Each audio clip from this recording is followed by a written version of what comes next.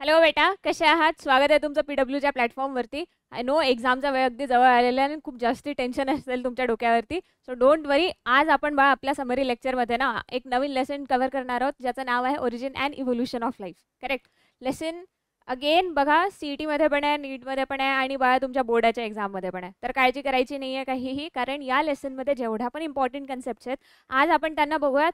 Same concept तुम्हाला, म्हणजे असं नाही आहे ना बाळा की नीटसाठी वेगळा अभ्यास करायचा किंवा CETसाठी वेगळा अभ्यास करायचा आणि मग बोर्डासाठी काही वेगळी प्रिपरेशन करायची. कशाला करायचं असं? एकच टॉपिक ज्या वेळेला आहे आपल्याकडे, सेम टॉपिक आहे, फक्त क्वेश्चन जे आहेत ते थोड्या वेगळ्या पद्धतीने विचारले जाणार आहेत. कंटेंट प्रिपेअर करा, आपल्या बाकी क्वेश्चन जे आहेत ते तसेच प्रिपेअर होतात, है ना. चलो. तर बघा काय करूया, विदाऊट डिलिंग आपला आजचा टॉपिक जो आहे हा कव्हर करूयात, म्हणजे सुरू करूयात ॲक्च्युली. तर बघा आजचा जो लेसन आहे ना, या लेसनमध्ये भरपूर साऱ्या कन्सेप्ट आहे, म्हणजे खरंच भरपूर कन्सेप्ट आहे. आणि स्पेशली नीट किंवा CETमध्ये, नीटमध्ये जर का बघितलं तर over the period of times या लेसनवरून क्वेश्चन जे आहेत हे जरा कमी विचारले जातात. तेवढी फ्रिक्वेन्सी नाही आहे, हार्डली 2 क्वेश्चन या लेसनवरून येतील, 1 किंवा 2 प्रश्न. CETमध्ये 3 प्रश्न यायचे चान्सेस आहे. तेच आपल्या बोर्डामध्ये लेसन जो आहे मॉडरेट वेटेज ठेवतो, विथ ऑप्शन 6 मार्काचे प्रश्न या लेसनवरून येऊ शकतात, है ना. कुठल्या टॉपिकवरून कुठे एक्झाममध्ये क्वेश्चन यायचे चान्सेस आहे आपण ते सुद्धा बघूया. सो डोंट वरी. ठीक, you are in good hands. Will cover each and every topic, each and every details of the topic. Correct. चलो, आता बघा काय आहे या लेसनमध्ये आपल्याला काही थिअरीज बघायच्या आहेत. ठीक, theories on evolution of life. Life कसं इव्हॉल्व झालं याच्यासाठी काही थिअरीज दिल्या आहेत. Then we will talk about chemical evolution. Then will see what is organic evolution. Darwinism काय आहे, म्युटेशन थिअरी कुणी दिली, काय म्हणणं आहे यांचं, modern synthetic theory of evolution काय आहे. Will also talk about yes Hardy Weinberg principle. त्याच्यानंतर अडॅप्टिव्ह रेडिएशन काय आहे, स्पीसिएशन काय आहे, geological timescale and human evolution. हे बा आजच्या लेसनमधले आपले टॉपिक असणार आहेत. Correct.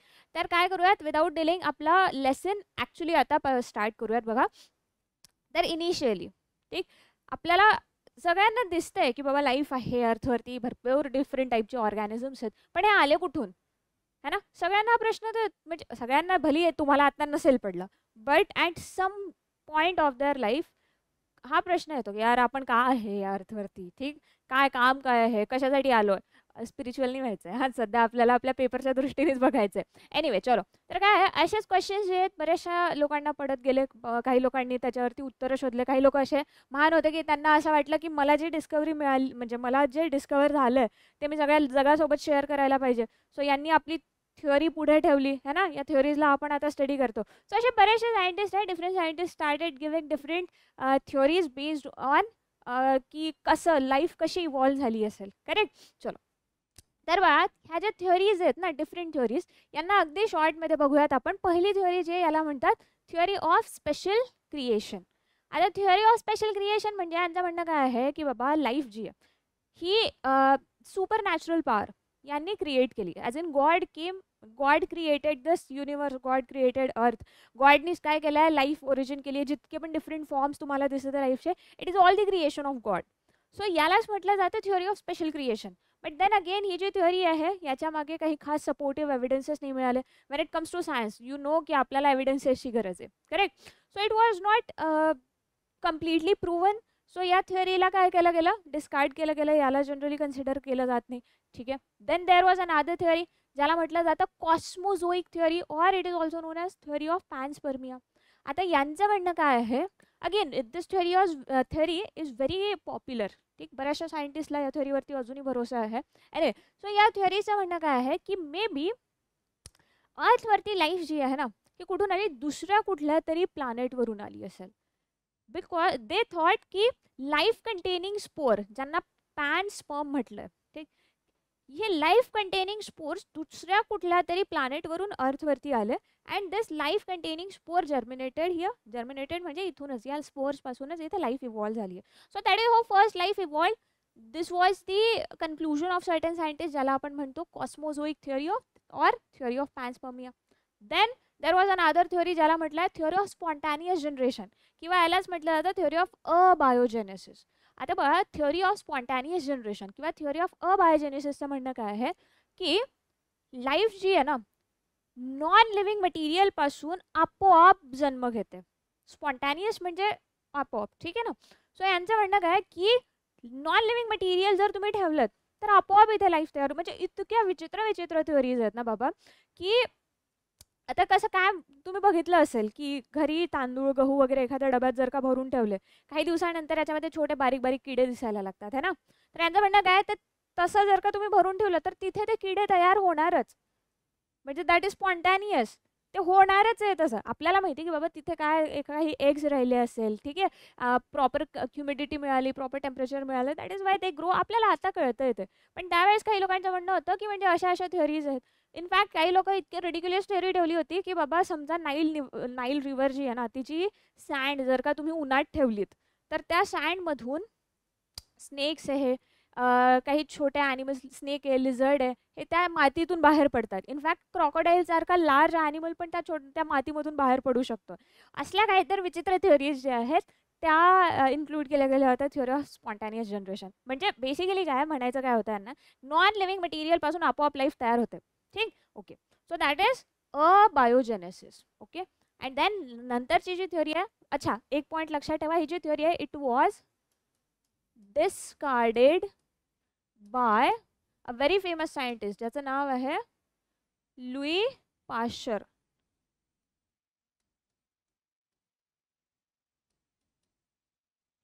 Louis Pasteur discarded this theory. त्यांनी म्हटलं की यार असं कसं पॉसिबल आहे, नॉन लिव्हिंग पासून कसं लाईफ अराईज होईल, life must come from pre existing life, living material पासूनच लिव्हिंग मटेरियल तयार होतं, असं म्हणणं कोणाचं होतं, लुई पाश्चरचं. And that is this theory of biogenesis. बायोजेनेसिसची थ्योरी म्हणते life origins from pre existing life. Living मटेरियलच लिव्हिंग मटेरियलला काय करू शकतात, बर्थ देऊ शकतात. ठीक, this theory could not explain की फर्स्ट लाईफ कुठून आली असेल. यांनी हे तर सांगितलं ओरिजिनल प्रिव्हियस लाईफपासूनच काय येते, नवीन लाईफ तयार होते, पण ओरिजिनल फर्स्ट लाईफ कशी तयार झाली असेल, फर्स्ट सेल कशी जन्माला आली असेल, they did not explain. So अशा वेगवेगळ्या थिअरीज आहेत बघा when it comes to studying evolution. ठीक आहे, चलो then will see what is chemical evolution. आता बघा, देर वॉज वन सायंटिस्ट ज्यांचं नाव आहे हॅल्डेन. या हॅल्डेननी काय केलं ना, एक थिअरी ठेवली आणि या थिअरीलाच म्हटलं आहे theory of chemical evolution of life. आता या थिअरीमध्ये यांचं म्हणणं काय होतं हॅल्डेनचं, that origin of earth and primitive atmosphere. आपल्याला माहिती आहे की बाबा एक big bang theory was actually postulated by someone else, पण त्या थिअरीचा बेसिस घेऊन हॅल्डेननी काय केली, काही थिअरीज ठेवल्या. तर म्हणजे यांचं कन्क्लुजन पण सेम होतं की ओरिजिनली युनिवर्स एक्झिस्ट नव्हती करत, देर वॉज अ मॅसिव्ह एक्सप्लोजन ज्याला आपण म्हणतो बिग बँग. करेक्ट, करीब 20 बिलियन ईयर्स अगो ये इव्हेंट हुआ. करेक्ट, मग त्याच्यानंतर मग काय झालं, सॉरी 20 नाही 13.4 बिलियन अगो ये इव्हेंट हुआ है ना. मग त्याच्यानंतर युनिवर्स जे आहे हळूहळू क्रिएट व्हायला लागलं, याचं एक्सपॅन्शन व्हायला लागलं. काही वर्षानंतर, काही म्हणजे 1-2 वर्षानंतर नाही, मिलियन्स ऑफ इयर नंतर काय झालं, हळूहळू गॅसेस जे आहेत, मोल्टन गॅसेस हे एकत्र यायला लागले, याच्यापासून स्टार्स आहेत, प्लॅनेट्स आहेत, हे क्रिएट व्हायला लागले. इट इज सो हळूहळू काय झालं, आपलं सोलर सिस्टम क्रिएट झालं. सोलर सिस्टममध्ये you have the star and planets are there. Correct, असाच एक प्लॅनेट काय होता, आपला प्लॅनेट अर्थ. सो अर्थ फॉर्म्ड इनिशियली तर काय गॅसेसचाच म्हणजे हा काय होता, एक बल्ज होता. करेक्ट, पण जसं जसं टेम्परेचर कमी व्हायला लागलं आणि हे जे गॅसेस आहेत हे नंतर काय व्हायला लागले, सेटल व्हायला लागले. स्पेशली जे हेवी मेटल्स होते हे अर्थच्या कोअरमध्ये चालले गेले आणि जे लाईट मटेरियल जे होतं हे अर्थच्या क्रस्टवरती किंवा सरफेसवरती राहायला लागलं. करेक्ट, सो असे चेंजेस आपल्याला दिसलेत. प्लस अर्थवरती आता काही मटेरियल फॉर्म व्हायला लागलं. कुठलं मटेरियल, जसं yes ammonia, water and methane. ठीक आहे ना, या प्लस H2 ॲज वेल. हे मटेरियल जे आहे हे अर्थच्या सरफेसवरती, कारण लाईट वेट होते ना, सो हे मटेरियल्स पण काय झालेत, फॉर्म झालेत. ठीक आहे, देन कारण अर्ली अर्थचं ॲटमॉस्फिअर असं होतं की खूप जास्ती टेम्परेचर, त्यावेळेला खूप जास्ती ॲटमॉस्फिअरमध्ये लाईटनिंग अँड ऑल व्हायच्या, अनस्टेबल टाईपचं एन्व्हायरमेंट होतं. So what happened is due to this extreme temperature and lightning certain chemical reaction started to proceed. आणि या केमिकल रिॲक्शन्समधून कोणाच्या मधात, अमोनिया, वॉटर, मिथेन आणि हायड्रोजन यांच्या मधात केमिकल रिॲक्शन झाल्यामुळे काय होतंय, सिम्पल ऑर्गॅनिक मॉलिक्युल्सचं फॉर्मेशन झालं. सिम्पल ऑर्गॅनिक मॉलिक्युल्स म्हणजे बघा जसे आपले अमिनो ॲसिड्स आहेत, ठीक, किंवा झाले आपले सिम्पल शुगर. ठीक आहे ना, काही स्मॉलर लिपिड मॉलिक्युल्स, असे छोटे छोटे मॉलिक्युल्स जे आहेत ते काय व्हायला लागले, फॉर्म व्हायला लागले. ठीक आहे, देन हे जे मॉलिक्युल्स, अगेन टेम्परेचर वगैरे काही कमी नाही झालं, अजून एक्स्ट्रीमच कंडिशन आहेत, ठीक आहे ना. तर मग याच सिम्पल मॉलिक्युल्सचं काय व्हायला लागलं, पॉलिमरायझेशन व्हायला लागलं. हे मॉलिक्युल्स एकत्र आले आणि लॉंगर मॉलिक्युल्स फॉर्म करायला लागले. सो अमिनो ॲसिडचा लॉंगर मॉलिक्युल जसं आहे आपलं प्रोटीन, सो प्रोटीन सिंथेसिस व्हायला लागलं. देन सिम्पल शुगर पासून मग काय बनायला लागले, इथे पॉलीसॅकॅराइड्स बनायला लागलेत. करेक्ट. असे हे चेंजेस आपल्याला बघायला मिळाले. देन याच्यानंतर कॉम्प्लेक्स मॉलिक्युल्स फॉर्म झालेत. देन नेक्स्ट स्टेप केम, जिथे काय झालं, न्यूक्लिक ॲसिडचं फॉर्मेशन झालं. Now this was very important, कारण लाईफ जी आहे विदाऊट न्यूक्लिक ॲसिड्स पुढे जाऊच नाही शकत ना. आपल्या लाईफसाठी जितकी पण नेसेसरी इन्फॉर्मेशन आहे ही कुठे आहे बा, आपल्या जेनेटिक मटेरियलमध्ये आहे. जेनेटिक मटेरियल कोणत्या फॉर्ममध्ये असतं, न्यूक्लिक ॲसिडच्या फॉर्ममध्ये ना. So after several years nucleic acid formed. ठीक. आणि लक्षात ठेवायचं, पहिलं न्यूक्लिक ॲसिड जे फॉर्म झालं it must be in the form of RNA. DNA तर नंतर फॉर्म झाला आहे, आधी न्यूक्लिक ॲसिड जो प्रोड्यूस झाला दॅट वॉज RNA. ठीक आहे, ओके. देन आता बघा, प्रोटीन, लिपिड्स हे सगळे मॉलिक्युल्स ऑलरेडी इथे फॉर्म झालेत. ठीक आहे. आता न्यूक्लिक ॲसिड पण बनलं. मग हळूहळू काय व्हायला लागलं, लेट अस से की हा आहे बा आपलं न्यूक्लिक ॲसिड RNA. ठीक. आता या RNAच्या सराउंडिंगला आपले लिपिड मॉलिक्युल किंवा प्रोटीन मॉलिक्युल्स यांनी काय केलं, लेअर फॉर्म करायला सुरू केलं. आणि बघा अजून सेल बनलेली नाही आहे, पण सेलसाठी रिक्वायर्ड जे प्रोटोटाईप आहे ना, हा असा प्रोटोटाईप क्रिएट व्हायला लागला आणि त्यालाच आपण नंतर काय म्हटलं, प्रोटोबॉयंट. ठीक. आणि प्रोटोबॉयंटचे आता बघा ना, इथे न्यूक्लिक ॲसिड आहे, बाकी इकडे ही जी लेअर आहे ही लिपिडनी लेअर प्रोड्यूस केली. करेक्ट. नंतर या एका स्ट्रक्चरच्या आत बाकी पण काय होते, काही ऑर्गॅनिक मॉलिक्युल्स होते, यांचं आपापसात रिॲक्शन व्हायला लागलं. रिॲक्शन होईल, मेटाबॉलिक रिॲक्शन जर का झाल्या मग याच्यामधून काय होते, हीट प्रोड्यूस होते. करेक्ट. हीट एस्केप करायसाठी ही एक्सेस एनर्जी जी इथे या सेलच्या या छोट्याशा स्ट्रक्चरच्या आत या प्रोटोबॉयंटच्या आत जी प्रोड्यूस होत होती, याला एस्केप करायसाठी मग हे जे स्ट्रक्चर आहे हे काय व्हायला लागलं, डिवाइड व्हायला लागलं. So may be that is how cell division started. Correct. असे हळूहळू म्हणजे over the period of millions of years हे चेंजेस येत गेले and then the first cell might have formed. Correct. So ही जी थ्योरी आहे कोणी दिली होती बा, हॅल्डेननी थ्योरी दिली होती. देन याच थ्योरीचं एक्सपेरिमेंटल व्हेरिफिकेशन जे आहे हे दोन सायंटिस्टने दिलं. कोणी, एक होता Yuri and yes second was Miller. या दोघांनी मिळून पण, हे आहे ना नाव इथे खाली, चलो, दोघांनी मिळून पण काय दिली आहे, एक्सपेरिमेंटल व्हेरिफिकेशन केलं कशाच्या, आपल्या येस केमिकल इव्होल्युशनच्या थ्योरीचं. करेक्ट. ठीक आहे, चलो.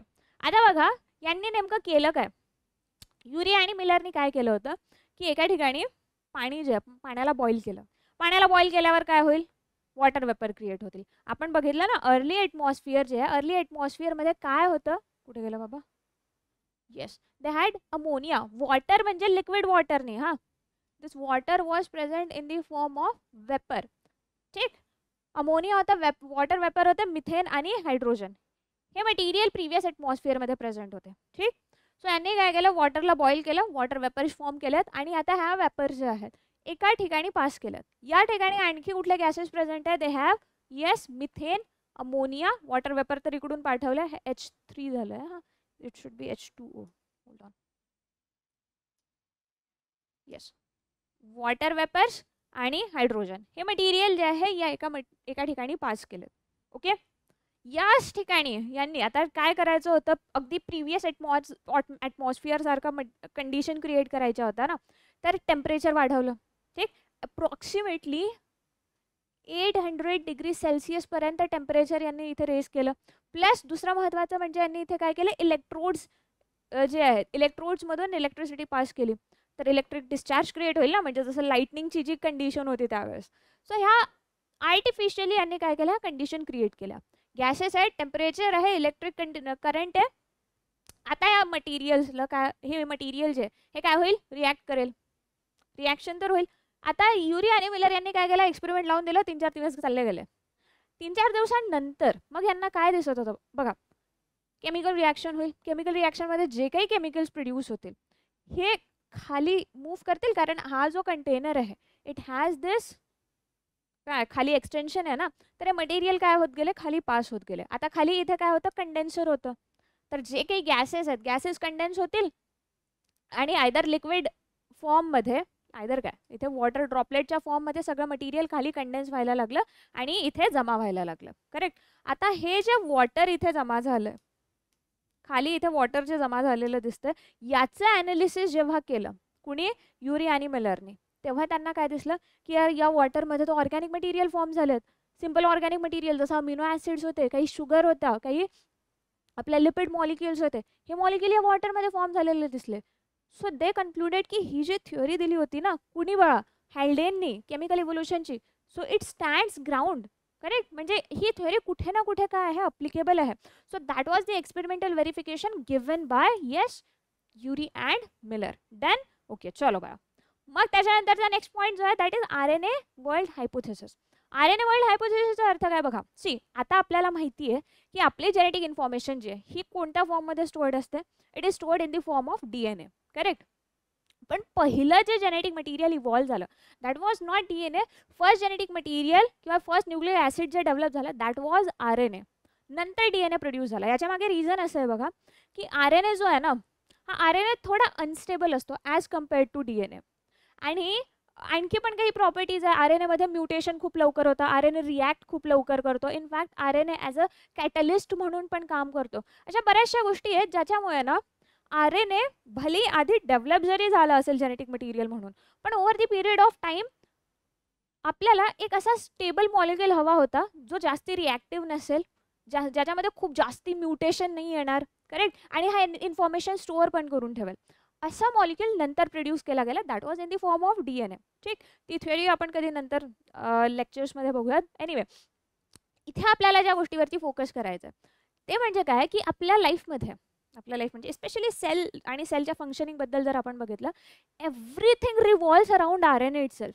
म्हणजे बघा ना, आपल्या सेलमध्ये जी प्रोसेस होते कुठली, ॲज इन आपण काय करतो, DNA जो आहे, DNA पासून काय प्रोड्यूस केला जातो, mRNA प्रोड्यूस केला जातो. mRNA पासून नंतर काय बनतं, प्रोटीन.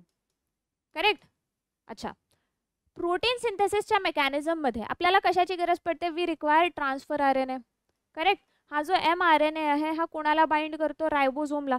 सो तिथे पण काय आहे, रायबोझोमल सबयुनिटमध्ये RNA प्रेझेंट असतो. करेक्ट. ट्रान्सफर RNA अमिनो ॲसिडला घेऊन येतो. ही प्रोसेस तुम्ही शिकला असाल. करेक्ट. तर बा ॲक्च्युली प्रोटीन सिंथेसिसची सगळी मशिनरी कशाच्या सराउंडिंग फिरते, RNAच्या सराउंडिंगला. DNAला कशासाठी यूज केलं, फक्त as a storage unit of information. Information store करून ठेवायसाठी DNAला वापरलं. सगळं बाकी सगळ्या मेकॅनिझम RNAच्याच अवतीभोवती फिरतात है ना. So that is the RNA world hypothesis. Correct. आता RNAच्या प्रॉपर्टीज काय आहेत बघा. RNA जो आहे काय म्हणतात इथे बघा, RNA forms from inorganic sources. Inorganic मटेरियलला एकत्र आणला RNA बनतोय. ठीक आहे. RNAची प्रॉपर्टी काय, RNA self replicates via ribozyme. म्हणजे RNA, आता हा रायबोझाईम म्हणजे काय आहे, sometimes RNA act as an enzyme itself, ज्याला आपण काय म्हणतो, रायबोझाईम. तर बा RNA जो आहे हा काय करू शकतो, स्वतः रेप्लिकेट करू शकतो. रेप्लिकेट कळतंय ना, RNA पासून दुसरा RNA फॉर्म करणं. सो ही रेप्लिकेशनची प्रोसेस RNA स्वतः करू शकतो. का बरं, कारण RNA स्वतः ॲज अ एन्झाईम वर्क करतोय. ठीक आहे, ही एक प्रॉपर्टी. दुसरी प्रॉपर्टी म्हणजे RNA कॅटलायझेस प्रोटीन सिंथेसिस. RNA पासूनच काय होऊ शकतं, प्रोटीन्स पण फॉर्म होऊ शकतात. कळतंय काय काय प्रॉपर्टीज आहे. RNA स्वतःच RNA पण बनवू शकतो, RNA प्रोटीन पण बनवू शकतो. ठीक. देन आपला RNA जो आहे हा काय करतोय, membrane formation changes internal chemistry allowing new functionality. काय झालं, आधी जेनेटिक मटेरियल तर आधी फॉर्म झाला आपल्याला माहिती आहे. मग या जेनेटिक मटेरियलच्या म्हणजे भोवती काय प्रोड्यूस झाली होती बा, हे बाकी मॉलिक्युल्सची लेअर फॉर्म झाली होती ना, लिपिड आणि प्रोटीनची लेअर. तर यांचं म्हणणं काय आहे की अशी मेम्ब्रेन फॉर्म झाल्यामुळे काही प्रॉपर्टीज चेंज व्हायला लागल्या. काय चेंजेस दिसलेत, RNA codes both DNA and protein. RNAलाच घेऊन आपण DNA पण बनवू शकतो, ज्याला काय म्हटलं जातं, reverse transcription. Correct. RNA can produce DNA becomes master template. Information तर आपल्या DNAच्याच फॉर्ममध्ये स्टोअर्ड असते, पण RNAची प्रॉपर्टी आहे ना की RNA पासून DNA पण बनवू शकतो. किंवा RNA जो आहे प्रोटीन्स कॅटलाइज चलो किंवा नॉर्मल सेलमध्ये आणखी आपल्याला काय प्रोसेस दिसते, जर डीएनएच्या फॉर्ममध्ये इन्फॉर्मेशन असेल, डीएनए पासून आरएनए बनेल, आरएनए पासून काय बनेल, प्रोटीन बनेल. म्हणजे प्रोटीन सिंथेसिससाठी मशीनरी फिरत कोणाच्या सराउंडिंगला, आरएनएच्या सराउंडिंगला फिरत आहे. करेक्ट. डीएनए ये तो भैया मतलब ऐसे ही बिठा दिया यार तुमने कि तुम सिर्फ इन्फॉर्मेशन स्टोर करो, सबको ऐसा लगता है भैया ये डीएनए बोले ना मतलब बहुत बड़ी चीज़ है भैया बड़ी चीज़ है. लेकिन सारी जो मशीनरी इट इज़ लाइक ना, मतलब कैसे बताएंगे कि मतलब ऐसा तुम ऑब्जर्व करू शकता ना कि प्रेसिडेंट जो है, प्रेसिडेंट भैया हमारे देश का पहले नागरिक है, ये हमको समझ रहा है. बट जितने भी डिसीजन है हर चीज़ों में हम जब जिम्मेदारी देते हैं तो इट इज़ लाइक जो प्राइम मिनिस्टर है, प्राइम मिनिस्टर इज डूइंग मैनी थिंग्स, है ना, बहुत सारी चीज़ें, बहुत सारे डिसीजन जो है ये प्राइम मिनिस्टर हमें लेते हुए दिखते हैं. जबकि राष्ट्रपति भले हमारे देश के पहले नागरिक होने के बावजूद इनके पास उतनी पावर या फिर उतनी लिबर्टी हमको नहीं दिखती. सेम है भैया, सेम है. ये हमारे प्रेसिडेंट है, ये आरएनए जो है ना, ये हमारे प्राइम मिनिस्टर है. ऐसे ही याद रखना, ठीक है. चलो मूविंग ऑन. नेक्स्ट बघा काय आहे आपलं ऑर्गॅनिक इव्होल्युशन. ऑर्गॅनिक इव्होल्युशनची डेफिनेशन बघा तुम्हाला बोर्डामध्ये यायचे चान्सेस आहेत. ठीक आहे. कुठे, बोर्ड्समध्ये काय आहे बा ऑर्गॅनिक इव्होल्युशनची definition. It states slow, gradual, continuous and irreversible changes through which. अशा चेंजेस जे कसे आले, हळूहळू आले, एकानंतर एक कंटिन्यू चेंज येत गेले आणि हे चेंजेस कसे होते, इरिव्हर्सिबल. ज्याच्यामुळे काय झालं, through which present day complex form of life develop or evolved from their pre-existing simple form. Originally कसे होते, अगदी सिंपल ऑर्गॅनिझम होते. या सिंपल ऑर्गॅनिझम पासून आता आपल्याला प्रेझेंट डे काय दिसतात, खूप कॉम्प्लेक्स टाईपचे ऑर्गॅनिझम जे आहेत. ऑब्व्हियसली असला काही कुठलाच ऑर्गॅनिझम दिसत आहे, बट समजा माझा मुद्दा समजा काय आहे, ओरिजिनल सिंपल फॉर्म होता, आता अगदी कॉम्प्लेक्स फॉर्म दिसतोय. तर या सिंपल फॉर्मला कॉम्प्लेक्स फॉर्ममध्ये चेंज करायसाठी जे काही चेंजेस आलेत, ठीक आहे, slow, gradual, continuous and irreversible, वापस नाही जाऊ शकत आहे चेंजेस, कंटिन्युअस आणि इरिव्हर्सिबल चेंजेस जे आलेत त्यालाच आपण काय म्हणतो, प्रोसेस ऑफ ऑर्गॅनिक इव्होल्युशन. ठीक आहे. ओके, चल. देन बघा नेक्स्ट आपला जो टॉपिक आहे ऑर्गॅनिक इव्होल्युशनसाठी च्या सपोर्टमध्ये, ज्याला आपण म्हणतो डार्विनिझम. ॲक्च्युली बघा डार्विनने ना जी थ्योरी दिली, theory of natural selection, correct, speciation bye natural selection, he theory आहे डार्विनची. पण डार्विनच्या आधी पण बघा काही सायंटिस्ट होते. कुठले सायंटिस्ट होते, as in yes there was one scientist ज्याचं नाव आहे Lamarck, correct. Another scientist was there ज्याचं नाव आहे वाइजमन. डिफरंट सायंटिस्ट आहे, दोघांचे पण थ्योरीज वेगवेगळ्या होत्या. लॅमार्कने काय म्हटलं, लॅमार्कची जी थ्योरी होती, लॅमार्कचं म्हणणं होतं प्रत्येक ऑर्गॅनिझममध्ये एक इंटरनल विल पॉवर असते. ऑब्वियसली विल पॉवर भैया हमारे अंदर भी आहे, पण याचं म्हणणं जे होतं इंटरनल व्हायटल फोर्स, जे नाव दिलं आपल्या लॅमार्कने. लॅमार्कचं म्हणणं होतं की ओरिजिनली काही ॲनिमल्स जे होते देवर लाईक हॉर्स किंवा आपले झेब्रा जे आहेत यांच्या टाईपचे ॲनिमल्स होते. And they use to feed on the leaves of the प्लांटच्या लीव्सवरती हे फीड करायचे. आता खूप जास्त ॲनिमल प्लांटच्या लीव्सवरती फीड करायला लागत, त्याच्यामुळे प्लांट्सनी स्वतःमध्ये काय केलं, इव्होल्युशन आणलं, हाईट थोडीशी इन्क्रीज केली. ठीक, लांब उंच झाडाचे लीव्स खायसाठी हे जे ॲनिमल्स आहेत, जे हॉर्स सारखे दिसायचे, या हे काय करायला लागले, असे मान उंच करून खायला लागले. कंटिन्युअस असं उंच मान उंच करत खावं लागल्यामुळे काय झालं, यांची नेक स्ट्रेच झाली आणि हे ॲनिमल जे आहे पुढे जाऊन जिराफमध्ये डेव्हलप झाले. अशी थ्योरी दिली होती बाळा लॅमार्कने, की ज्या ऑर्गनचा यांनी कंटिन्युअस यूज केला, ॲज अ नेक अशी वर करून काय करत होते, हे लीफ खात होते ना, सो म्हणून यांची नेक काय झाली, स्ट्रेच झाली, अशी लांब झाली.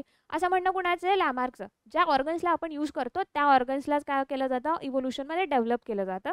ज्या ऑर्गन्सचा वापर आपण नाही केला ते इव्होल्युशनरी टाइम फ्रेममध्ये आपल्या बॉडीमधून निघून जातात. That was the theory of Lamarck. Again लॅमार्कच्या थ्योरीवरती बरेचसे ऑब्जेक्शन्स आले की यार असं जर काय आहे, म्हणजे इंटरनल व्हायटल फोर्स इतका जर का पॉवरफुल असेल की जसं जिराफची नेक, कारण जिराफला वाटलं आपल्याला उंच झाडावरचे लीव्स खायचे म्हणून याची नेक अशी स्ट्रेच झाली. तर समजा कोणी असं म्हटलं की यार मला उडायचं आहे, आय वॉन्ट विंग्स, आ जाएंगे क्या भैया ये, हाँ नहीं आ सकते, आते हैं क्या, सोच के रोज सोने से पहले सोचो तुम मेरे को पंखा रहे, आते हैं क्या, नहीं आते. ठीक है, चलो. So there were certain merits as well as demerits to the theory of Lamarck. वाइजमनने जी थ्योरी दिली, वाइजमनने काय म्हटलं की बाबा जे चेंजेस आपल्याला दिसतात, हे चेंजेस कुठे यायला पाहिजे? These changes should come in the germ cells. तेव्हाच ते एका जनरेशनपासून नेक्स्ट जनरेशनपर्यंत पास होतील. जर आपल्या बॉडीच्या सोमॅटिक सेलमध्ये कितीही म्युटेशन आले, म्युटेशन म्हणा कुठले पण चेंजेस आले, तर या चेंजेसला नेक्स्ट जनरेशनपर्यंत पास करताच येणार नाही. कारण नेक्स्ट जनरेशन कशाने फॉर्म होते? गॅमिट्सनी फॉर्म होते. करेक्ट. गॅमिट्सनीच म्हणजे गॅमिट्सच्या सेलमध्ये जर चेंजेस आले तरच हे चेंजेस नेक्स्ट जनरेशनपर्यंत जातील. So that was the theory of Wiseman. यांचं म्हणणं होतं जर्म सेल्समध्ये चेंजेस यायला हवेत तरच नेक्स्ट जनरेशनपर्यंत काय होतील? चेंजेस होतील. Not like लॅमार्क. लॅमार्कने म्हणलं फोर्स, इंटरनल व्हायटल फोर्समुळे हे चेंजेस काय आहेत? पास केले जातात. आणि या जनरेशनमध्ये जर का जिराफनी थोडी मान स्ट्रेच केली तर याची ज्या प्रोजेनी असतील त्यांच्यामध्ये ही स्ट्रेच झालेलीच मान काय होईल? अपियर होईल. That was this Lamarck's theory. वाईजमनने थोडंसं डिफरंट सांगितलं आणि सांगितलं जर्म सेल्समध्ये चेंजेस यायला हवे. ठीक आहे, चलो. Then came Darwin. डार्विनची जी थिअरी आहे इट वॉज व्हेरी फेमस. आता डार्विनने काय काय सांगितलं? Theory of origin of species by natural selection. That was the theory given by Darwin. याचं म्हणणं काय होतं की जेव्हा एखाद्या एन्व्हायरमेंटमध्ये अनलिमिटेड रिसोर्सेस आहेत, म्हणजे मुबलक जागा आहे, मुबलक पाणी आहे, जेवण आहे, सगळं अवेलेबल आहे, अशा वेळेस आपला ऑर्गॅनिझम जो आहे हा मॅक्सिमली रिप्रोड्यूस करतो. करेक्ट. कारण काळजी नाही आहे ना काही, किती पण म्हणजे मुलं बाळा झाले तरी पण काय जागा भरपूर आहे, फूड अवेलेबल आहे चांगलं, त्याच्यामुळे काय काही त्रास नाही. तर अशामुळे खूप मॅक्सिमली रिप्रोड्यूस केल्यामुळे काय होईल? ओव्हर पॉप्युलेशन होईल. आता इमॅजिन करूया की बाबा एक पीस ऑफ लैंड है, लेट अस से ये है भैया, इतनी ज़मीन है, हमारा जो ऑर्गेनिज्म है एक दो चार ही पहले थे यहाँ पे. ठीक आहे. आता यांनी काय केलं? रिप्रोड्यूस करायला सुरू केलं, कारण यांच्यासाठी जागा भरपूर आहे आणि रिसोर्सेस पण अनलिमिटेड आहे. सो यांनी रिप्रोड्यूस करायला स्टार्ट केलं, मॅक्सिमली रिप्रोड्यूस केलं. यांच्या रिप्रोडक्टिव्ह कपॅसिटी जेवढी होती continuously they started forming new offspring. आणि असं करत करत over the period of time एक पॉइंट असा येतो की ओव्हर पॉप्युलेशन व्हायला लागेल. करेक्ट. थोड्या ऑर्गॅनिझम्स पासून काय झालं? भरपूर सारे ऑर्गॅनिझम फॉर्म व्हायला लागले. बरं, याच्यामुळे ओव्हर पॉप्युलेशनमुळे काय वाढेल बाळा? यांच्यामध्ये कॉम्पिटिशन वाढेल. बरोबर आहे ना? आधी काय भरपूर जागा होती, सगळे रिसोर्सेस भरपूर होते, पण इतके सारे ऑर्गॅनिझम झाल्यामुळे आता यांच्यामध्ये कॉम्पिटिशन वाढेल. कशासाठी? एक तर कॉम्पिटिशन 2-3 पद्धतीची असू शकते. एक आहे ज्याला म्हणतो आपण, नवीन याच्यात लिहू का?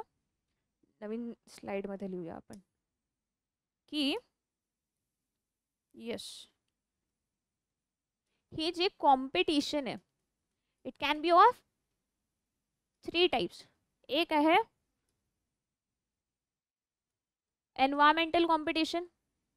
सेकंड जी आहे बाळा that is intra specific competition. Third जी आहे that is inter specific competition. म्हणजे ऑर्गॅनिझम जो आहे, आता बघा हे एवढं सगळं वाढवून तर बसले पॉप्युलेशन. ठीक आहे. अवेलेबल रिसोर्सेस आहेत का? नाही आहेत. ठीक. अच्छा, आता यांनी नंबर वाढवला म्हणून काय जमिनीचा आकार वाढणार आहे? एन्व्हायरमेंट सोबत आहे ना कॉम्पिटिशन. बरं, समजा या ठिकाणी अचानक अर्थक्वेक आला, और अचानक लँडस्लाइड झालं, और फ्लड आलं, तर हे काय कंट्रोल करू शकता याला कोणी? एन्व्हायरमेंट सोबत कॉम्पिटिशन आहे यार. एन्व्हायरमेंटमध्ये समजा चेंजेस आले तर यांचं राहणं मुश्किल होऊन जाईल. करेक्ट. सो ही जी कॉम्पिटिशन आहे याला आपण एन्व्हायरमेंटल कॉम्पिटिशन म्हणतो. सेकंड जे आहे दॅट इज इंट्रा स्पेसिफिक. म्हणजे इतके एका स्पीसीजचे एवढं पॉप्युलेशन झालं, ऑब्व्हियसली सेम स्पीसीला बिलॉंग करत आहे म्हणजे यांचं जेवण सारखंच असेल, यांना हॅबिटॅट सारखीच लागेल, मग आपापसात कॉम्पिटिशन वाढेल ना बाबा. ठीक. चलो, थर्ड टाईपचे जे कॉम्पिटिशन आहे याला म्हटलं इंटर स्पेसिफिक. आता असं तर पॉसिबल नाही आहे ना की एखाद्या जॉग्राफिकल एरियामध्ये सेम एकच सिंगल टाइप की स्पीसीज राहील. भैया इकोलॉजी इकोसिस्टम है, बहुत डिफरेंट टाइप की भी स्पीसीज रहेंगी ना यार, होता है ना ऐसे.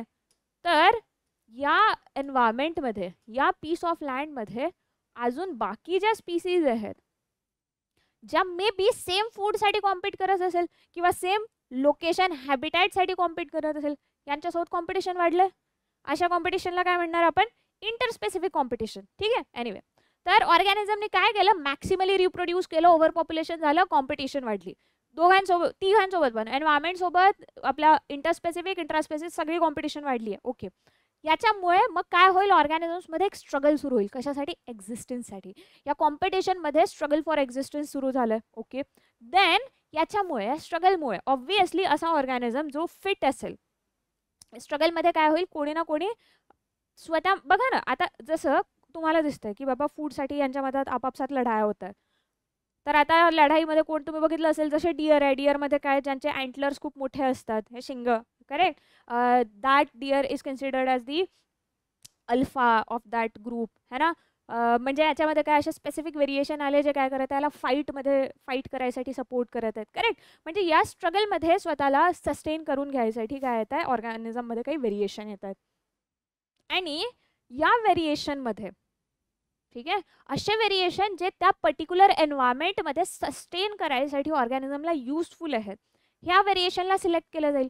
म्हणजे असा ऑर्गॅनिझम जो काय आहे या एन्व्हायरमेंटमध्ये फिट आहे राहायसाठी, दॅट ऑर्गॅनिझम विल सस्टेन. जो अनफिट आहे तो काय होऊन जाईल, त्या पॉप्युलेशनमधून गायब होऊन जाईल, त्याचा एक्झिस्टन्सच निघून जाईल. करेक्ट, आणि यालाच काय म्हणतो आपण, नॅचरल सिलेक्शन. नेचरनी कुणाला सिलेक्ट केलं, अशा ऑर्गॅनिझमला जो काय होता, the organism which was fit to exist in that particular environment. Correct, त्याच्यामुळे काय झालं, नॅचरल सिलेक्शन. आणि असंच कंटिन्युअस नॅचरल सिलेक्शनमुळे काय होतं, नवीन स्पीसीज जे आहेत या डेव्हलप होतात. That was the theory of Darwin.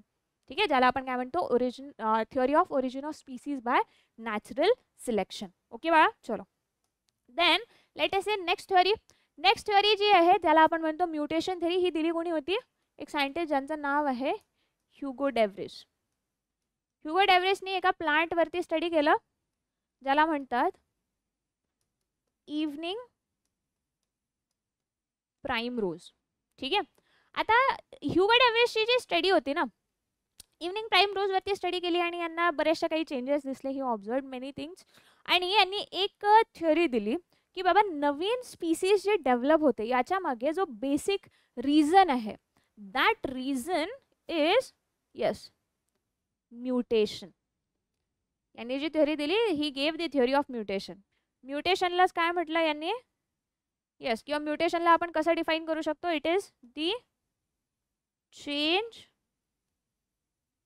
कोणतं, एक सेकंड व्यवस्थित डेफिनेशन लिहूया, सडन इनहेरिटेबल इरिव्हर्सिबल, अरे यार स्पेलिंग बघा, चेंज इन जेनेटिक मटेरियल. कुठल्या पण जेनेटिक मटेरियलमध्ये सडन म्हणजे इनहेरिटेबल म्हणजे जो एका जनरेशनपासून दुसऱ्या जनरेशनला पास केला जाईल असा चेंज जो इरिव्हर्सिबल नेचरचा आहे, अशा चेंजला ह्युगो डेव्हरिसने काय नाव दिलं, he called it as mutation. ठीक आहे, आता याचं म्हणणं होतं की म्युटेशन इज द फॅक्टर ज्याच्यामुळे नवीन स्पीसीज ज्या ह्या काय होतात, डेव्हलप होतात. That is how the origin of new species happen.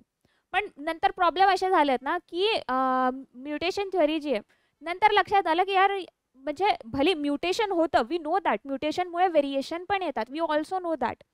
पण लक्षात आलं की हा जो प्लांट आहे ना इव्हनिंग प्राईम रोज, ज्याच्यावर आपल्या काय नाव यांचं, यस, ह्युगो डेव्हरिस यांनी ज्या प्लांटवरती स्टडी केली तो प्लांटच थोडासा फॉल्टी होता. फॉल्टी इन द सेन्स काय की या प्लांटमध्येच ना म्हणजे काही क्रोमोझोमल ॲबरेशन आले होते. म्युटेशन तर म्हणजे ठीक आहे एखाद्या नायट्रोजनस बेसमध्ये येईल, पण या प्लांटच थोडासा प्रॉब्लेमॅटिक असल्यामुळे ह्युगो डेव्हरिसला चेंजेस खूप फास्ट दिसायला लागले.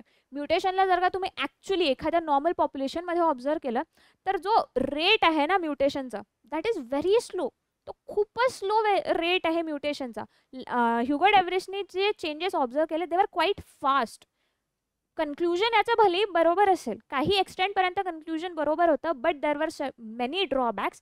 त्याच्यामुळे फक्त एकटं म्युटेशन नवीन स्पीसीज फॉर्म करायसाठी रिस्पॉन्सिबल नाही आहे, या कन्क्लुजनवर आपण पोहोचलो. ओके, चलो. डार्विनची जी थिअरी होती बघा, डार्विनच्या थिअरीमध्ये पण काही ड्रॉबॅक्स होते बरं. असं नाही आहे की डार्विनची थिअरी इज फुल फ्लेज्ड. डार्विनने हे नाही सांगितलं की जर युजफुल काम म्हणजे आपण बघितलं ना की एखाद्या नॅचरल सिलेक्शन झालं असा कॅरेक्टर जे युजफुल होतं त्या ऑर्गॅनिझमला त्या एन्व्हायरमेंटमध्ये सस्टेन करायसाठी, त्याच कॅरेक्टरला रिटेन केलं गेलं.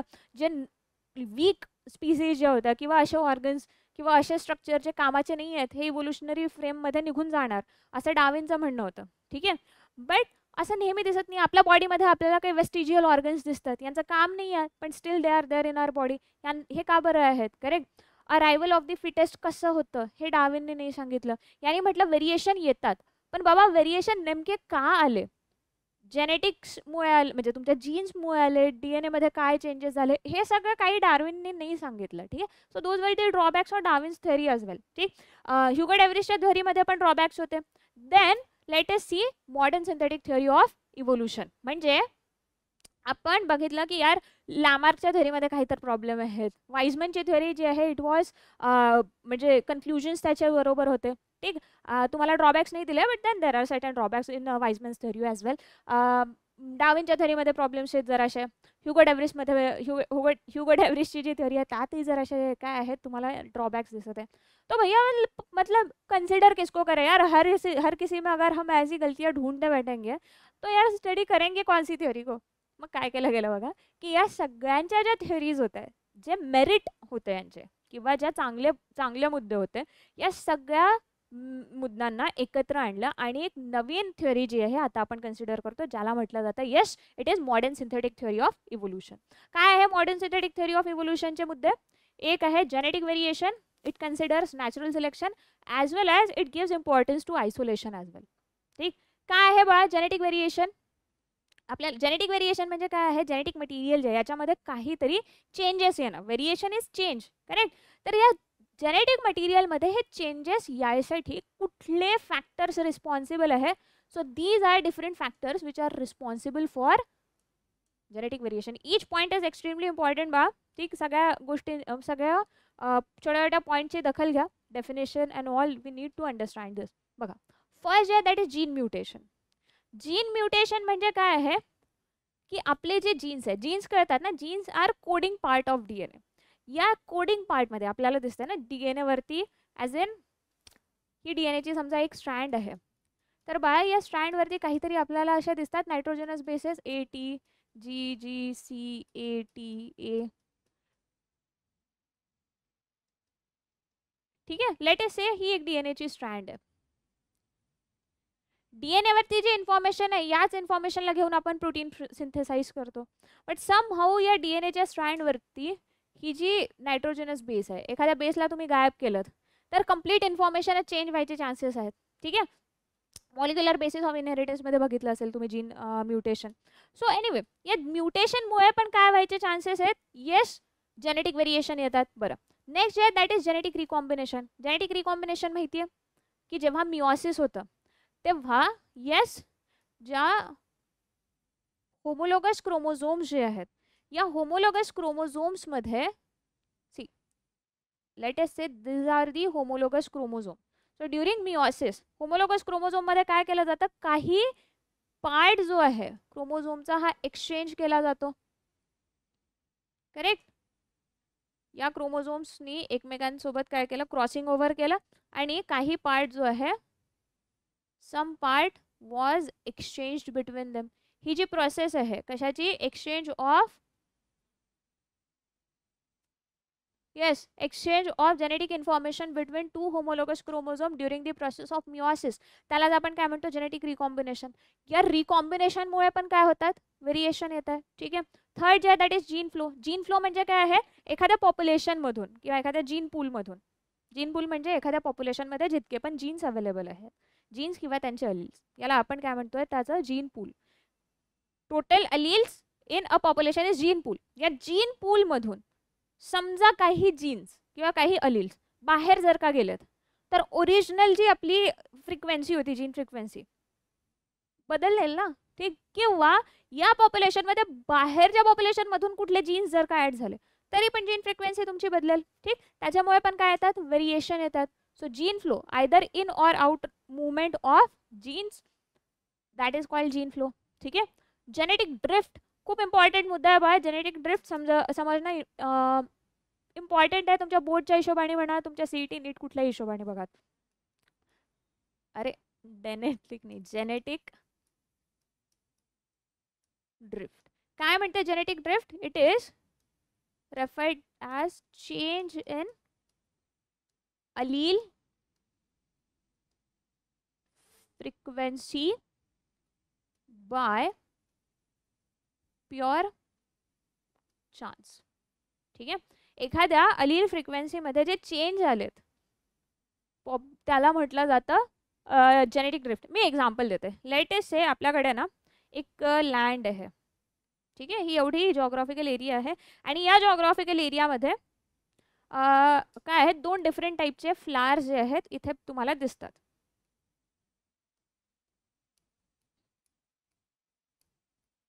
कुठले दोन टाईपचे फ्लावर्स? लेटेस्ट से यस, काही फ्लावर्स आहेत म्हणजे प्लांट एकच आहे बरं, पण कधी कधी दिसतं ना आपल्याला सेम प्लांट वरती दोन डिफरंट कलरचे फ्लावर्स येत आहेत, असं पण दिसतं. ठीक आहे, चलो एनिवे लक्षात ठेवा, there was a piece of land आणि या पीस ऑफ लँडमध्ये तुम्हाला दोन डिफरंट टाईपचे और दोन डिफरंट कलरचे फ्लावर्स तुम्हाला इथे दिसत आहेत. ठीक आहे, ओके. आता काय झालं म्हणजे लेटेस्ट एक हायपोथेटिकल सिच्युएशन कन्सिडर करूया की या लँडमध्ये जे रेड फ्लावर्स येणारे जे प्लांट आहेत 50% रेड कलर्ड फ्लावर्स होते आणि 50% प्लांट्स असे होते ज्यांना व्हाईट कलरचे फ्लावर यायचे. ठीक आहे.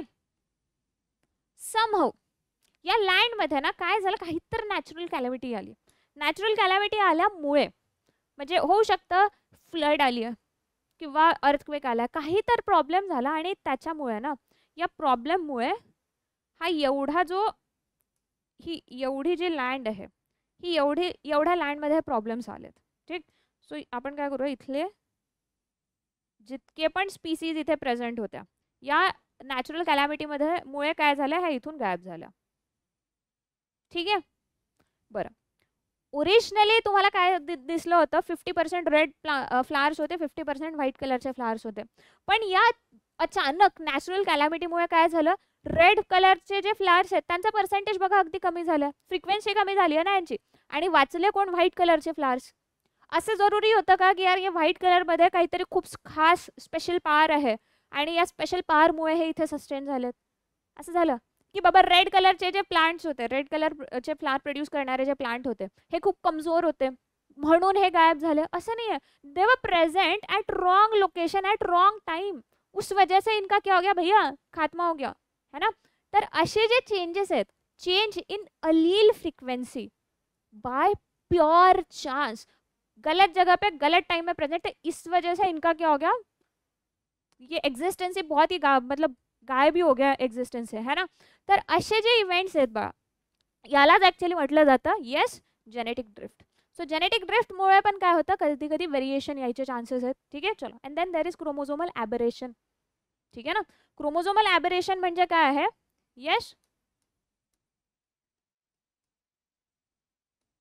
अगेन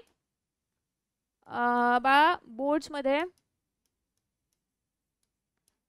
क्वेश्चन याच्यावरून बनतो. क्रोमोझोमल ॲबरेशन, क्रोमोझोमच्या स्ट्रक्चरमध्ये कुठल्या तरी पद्धतीने काय होतं, चेंज होत आहे. आयदर ॲडिशन किंवा यालाच म्हणतात डुप्लिकेशन और डिलीशन और इन्वर्जन और ट्रान्सलोकेशन. 4 पद्धतीचे चेंजेस यायचे चान्सेस आहेत. म्हणजे कसे, आता लेटेस्ट से आपल्याकडे ना एक क्रोमोझोम आहे आणि या क्रोमोझोम वरती डिफरंट लोकेशन वरती काय आहे, काही जीन्स प्रेझेंट आहेत. नाव देऊया आपण ABCD. अशा जीन प्रेझेंट आहे आपल्या एका क्रोमोझोम वरती. ठीक आहे.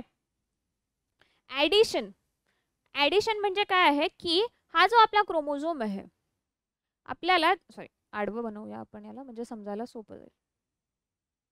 हा जो क्रोमोझोम होता, या क्रोमोझोम वरती आपल्याला जीन्स दिसल्यात कोणत्या, ABCD आणि इकडे EFGH आणि I. या जीन्स आपल्याला या क्रोमोझोम वरती दिसत होत्या. करेक्ट. इमॅजिन या क्रोमोझोम वर जर GHI या जीन एक्स्ट्रा येऊन अटॅच झाल्यात, त्याला काय म्हणणार, ॲडिशन. काही जीन्स आहेत मे बी याची जी होमोलॉगस पेअर होती त्याच्यामधून कट होऊन इकडे आल्यात, so that is addition. Correct. क्रोमोझोमचं ओरिजिनल स्ट्रक्चर चेंज झालं ना, इथे 3 जीन्स जे आहेत ते परत रिपीट होत आहेत, त्याला आपण काय म्हणालो, डुप्लिकेशन और ॲडिशन. ठीक. चलो. सेकंड जी कंडिशन आहे याला म्हणतो आपण डिलिशन. ओरिजिनल क्रोमोझोम मध्ये आपल्याला काय दिसत आहे, ABCDEFGHI या जीन्स दिसत आहेत. सपोज या क्रोमोझोम मधून काही जीन्स जर गायब झाल्या, ABCDEFGHI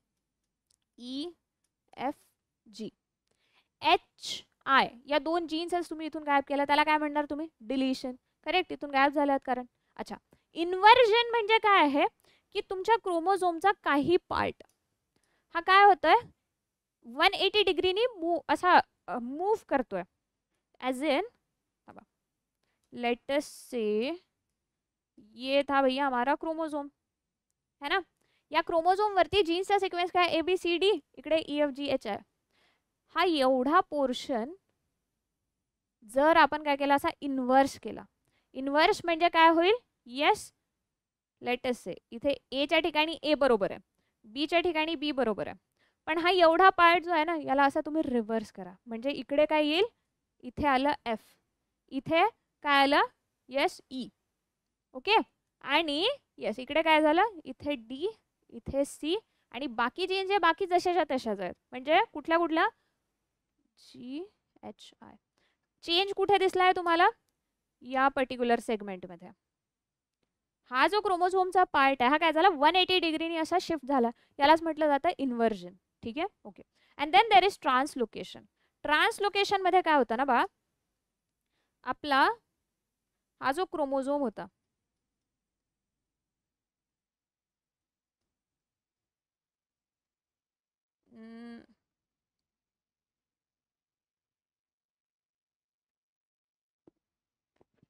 एक्सक्यूज मी, हा जो क्रोमोझोम आहे ना याच्यामध्ये काय झालं, दुसरा कुठला तरी क्रोमोझोमचे जीन येऊन इथे अटॅच झाले. ठीक आहे, सच ॲज MNO. या क्रोमोझोमचा पार्टच नाही, दुसरे कुठले तरी नॉन होमोलोगस क्रोमोझोम जे आहेत त्यांचे जीन जर का येऊन अटॅच झाले त्याला आपण म्हणतो ट्रान्सलोकेशन. ट्रान्स म्हणजे डिफरंट, डिफरंट कुठल्या तरी क्रोमोझोमचे जीन्स येऊन इथे अटॅच झाले, दॅट इज ट्रान्सलोकेशन. असे जे चेंजेस आहेत या चेंजेसमुळे पण काय होतं, जेनेटिक व्हेरिएशन येतं. ठीक आहे, so that can be a factor ज्याच्यामुळे नवीन स्पीसीज बनू शकतात. But this is not the only factor.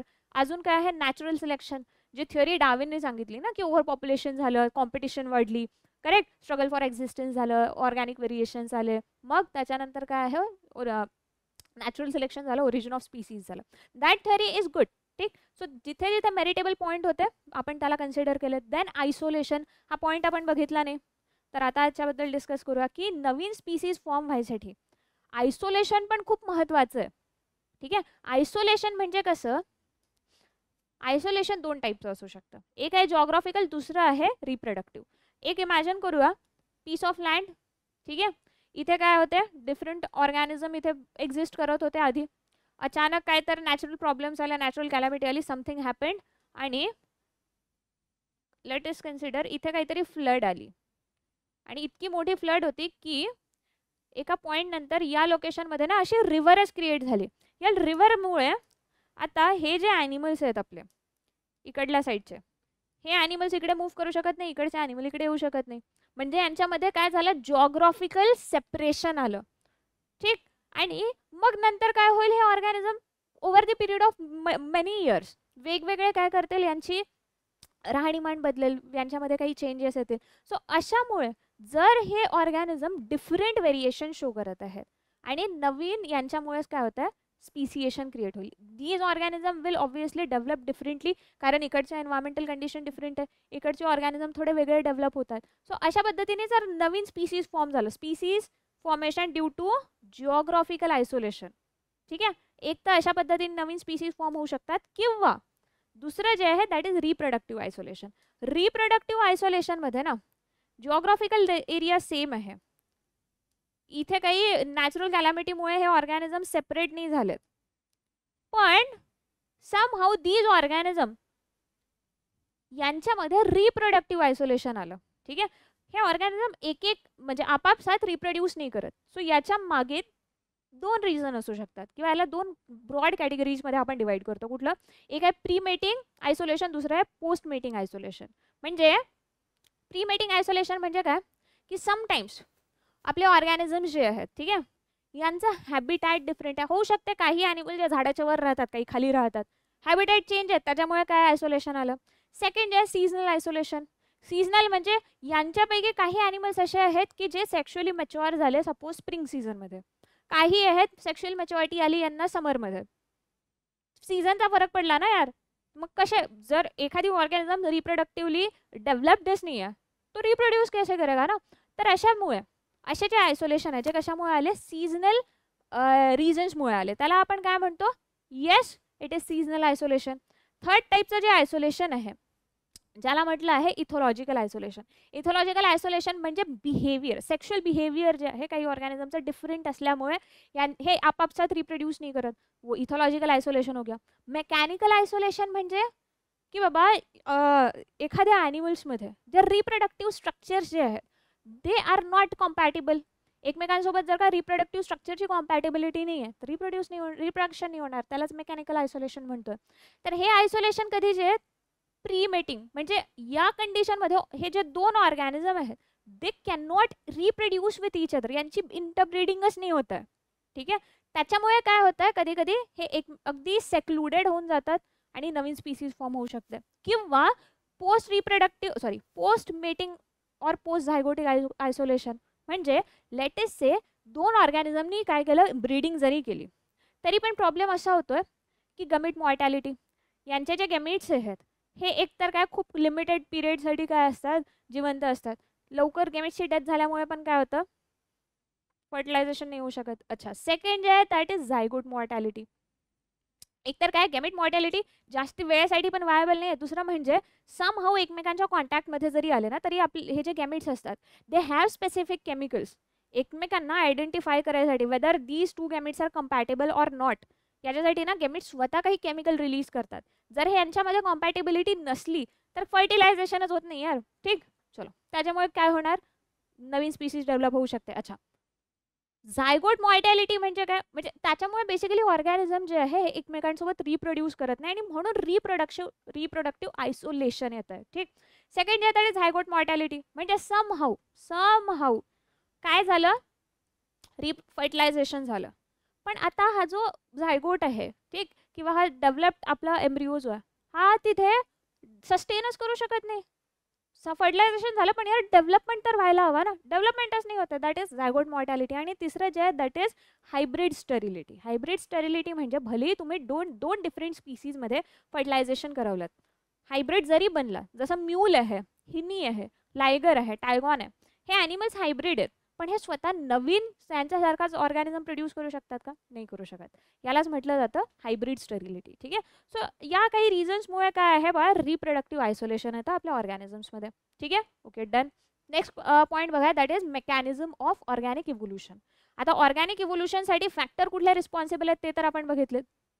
याचं मेकॅनिझम कसं आहे तर आपल्याला माहिती आहे ऑर्गॅनिझम्समध्ये काय येतात, जेनेटिक मटेरियलमध्ये चेंजेस येतात ज्याला आपण म्हणालो म्युटेशन. करेक्ट. सेकंड मुद्दा जो आहे दॅट इज जीन रिकॉम्बिनेशन. कधी होत आहे बा gene recombination, during yes prophase 1 of meiosis. Correct, या प्रोसेसमध्ये काय होते, जीन रिकॉम्बिनेशन होत आहे. ठीक आहे, देन जीन फ्लो मी तुम्हाला सांगितलं एखाद्या जीन पूलमधून काही अलील्स जे आहेत हे आयदर बाहेर मूव्ह करतील किंवा बाहेरून आत मूव्ह केलेत तरी पण काय होते, ही जीन फ्रिक्वेन्सी चेंज होते, त्याच्यामुळे व्हेरिएशन येऊ शकतात. ठीक, देन जेनेटिक ड्रिफ्ट, याच्याबद्दल पण सांगितलं, change in allele frequency by pure chance. ठीक, हे फॅक्टर्स आहेत कशासाठी रिस्पॉन्सिबल, आपल्या ऑर्गॅनिक इव्होल्युशनसाठी.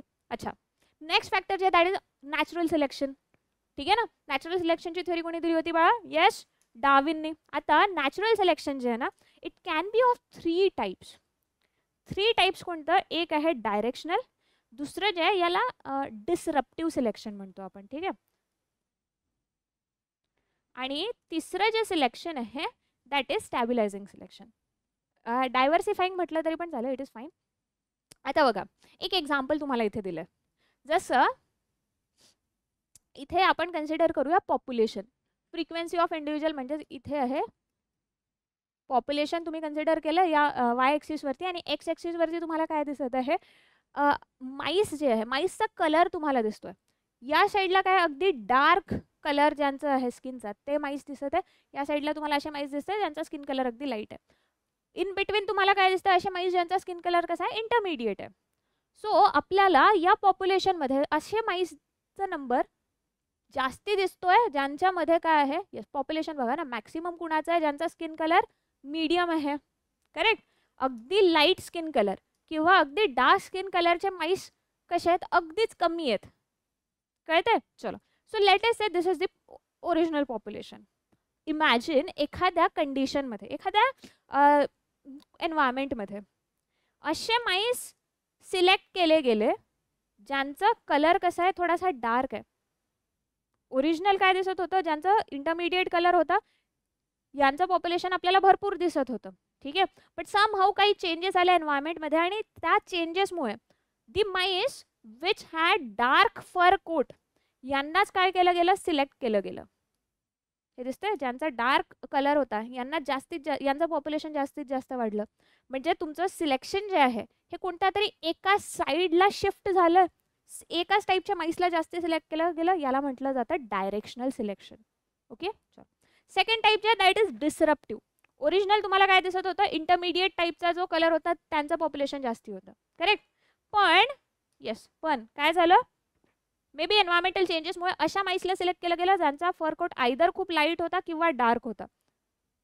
इंटरमिडिएट वाल्यांचा नंबर अगदीच कमी झालेला दिसतोय. अशा सिलेक्शनला जिथे दोन वेगळ्या वेगळ्या टाईपच्या माईसला सिलेक्ट केलं गेलं है ना, याला आपण काय म्हणतो, डिसरप्टिव्ह टाईप ऑफ सिलेक्शन. आणि तिसरं जे टाईप आहे ज्याला म्हटलं जातं स्टेबिलायझिंग सिलेक्शन. स्टेबिलायझिंगमध्ये काय, ओरिजिनली आपल्याला काय दिसत होतं, अगदी लाईट किंवा अगदी डार्क, यांची फ्रिक्वेन्सी तर तशी पण कमी होती, पण जे थोडे इंटरमिडिएट कॅरेक्टर दाखवत होते यांचं पॉप्युलेशन जास्ती होतं. आता स्टेबिलायझिंगमध्ये काय होतं, जे एकदम एक्स्ट्रीम वरती म्हणजे अगदी लाईट किंवा अगदीच डार्क इथे ज्यांचं पॉप्युलेशन होतं यांना तर सगळं गायबच केलं. या पॉप्युलेशनमध्ये फक्त आणि फक्त कोण राहिलेत, ज्यांचा फर कोट कसा आहे, इंटरमिडिएट आहे. असं सिलेक्शन जे आहे जिथे इंटरमिडिएट कॅरेक्टरिस्टिक्स असणाऱ्या ऑर्गॅनिझमला काय केलं जातं, सिलेक्ट केलं जातं, त्याला म्हणतो आपण स्टॅबिलायझिंग सिलेक्शन. ठीक आहे बा. So these are 3 different type of natural selection. Yes, directional, disruptive and stabilizing selection. Okay, ठीक आहे, डन. नॅचरल सिलेक्शनमध्ये ना तुम्हाला आणखी एक एक्झाम्पल दिलं जातं, दॅट इज कुणाचं, येस, इंडस्ट्रियल मेलॅनिझम. हे एक्झाम्पल तुम्हाला दिलं जातंच, लक्षात ठेवायचं. बघा, इंडस्ट्रियल मेलॅनिझम जे आहे ना, प्री इंडस्ट्रियलायझेशन, आणि सांगते काय एक्झॅक्टली झालं होतं.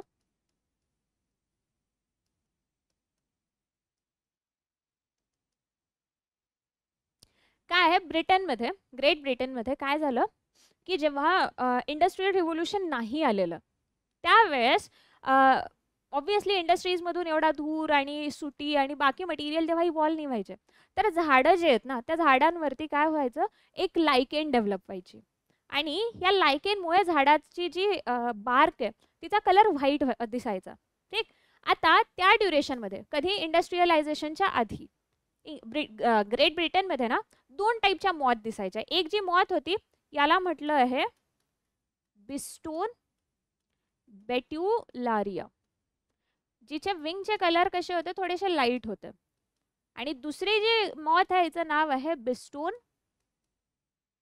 कार्बोनेरिया, जिचे विंगचा कलर जो आहे हा कसा होता, डार्क होता. ठीक आहे. बरं, मी काय सांगितलं आधी, इंडस्ट्रियलायझेशनच्या आधी झाडाची जी बार्क आहे ही कशी होती बा, इट वॉज लाईट कलर्ड. आता या लाईट कलरच्या बार्कवरती जर ही लाईट कलरची मॉथ जाऊन जर बसली तर ती दिसेल का, दिसणारच नाही ना. हिच्यावरती फीड करणारे जे बर्ड्स आहेत यांनाही दिसतच नाही. कोण दिसेल, अशी मॉथ दिसेल जिच्या विंगचा कलर कसा आहे, डार्क आहे. सो ही डार्क कलर असणारी जी मॉथ होती ही खूप लवकर दिसायची, आणि त्यामुळे जी मॉथ लपून असायची तिचं पर्सेंटेज जे आहे त्या पॉप्युलेशनमध्ये हे अगदी कमी झालं. जी खूप उठून दिसायची हिच्यावरतीच काय करायचे, प्रेडेटर फीड करायचे आणि तिचं पॉप्युलेशन हळूहळू काय व्हायला लागलं, कमी व्हायला लागलं. ठीक आहे. हे चेंजेस आपल्याला कधी दिसले, प्री इंडस्ट्रियलायझेशनमध्ये, म्हणजे आधी इंडस्ट्रियल रिव्होल्यूशन यायच्या आधी जास्ती पॉप्युलेशन कुणाचं होतं? लाईट कलर्ड मॉथचं. आणि लेस पॉप्युलेशन कुणाचं होतं? डार्क कलर्ड मॉथचं. ठीक आहे, ओके. मग आफ्टर इंडस्ट्रियलायझेशन काय चेंजेस दिसलेत तुम्हाला?